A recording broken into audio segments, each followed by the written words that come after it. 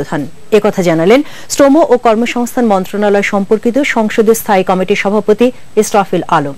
এ সময় তিনি আরও বলেন, গ্রামীণ ফোনের সিইওর সংসদীয় কমিটির সঙ্গে আলাদা করে বৈঠক করার প্রস্তাবও নাকচ করা হয়েছে। তবে টরি জনসন বলেছেন, এই বিষয়ে তারা পরে বিবৃতি দিয়ে মতামত জানাবেন। রিপোর্ট করছেন ফাল্গুনী দত্ত। কোম্পানি পুনর্বিন্যাসের নামে হঠাৎ করেই কর্মী ছাঁটাই শুরু করে গ্রামীণ phone.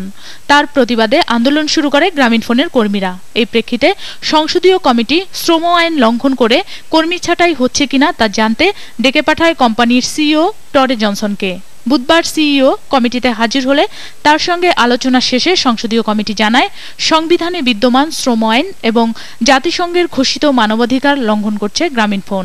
Unfair labour practice on the part of employers, section 195 of labor law of Bangladesh labor law, এই ধারায় তাদেরকে আমরা অভিযুক্ত করেছি এবং এই অভিযোগের দণ্ড হলো 291 ধারায়।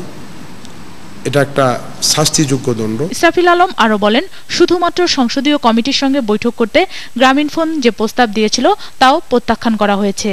তারা বারবার একটি বিষয় আমাকে রিকোয়েস্ট করছিলেন যে একান্তভাবে আমার সাথে ওনারা বসবেন। আমি বললাম যে এটা এক্সক্লুসিভ কোনো বৈঠকের বিষয় না, তাই কিছু হবে স্বচ্ছতার মধ্যে হবে, জবাবদিহিতার মধ্যে হবে। তবে বৈঠক শেষে টরি জনসন সাংবাদিকদের জানিয়েছেন, ভাষাগত সমস্যার কারণে বৈঠকের সব কথা ঠিকমতো বুঝতে পারেননি তিনি।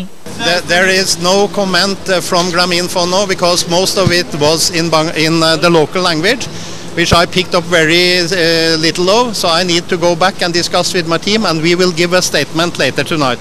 পরে এই বিষয়ে জানানোর কথাও বলেন গ্রামীণ ফোনের CEO. There is no more statement. Falguni Dutta, 21 television, Dhaka.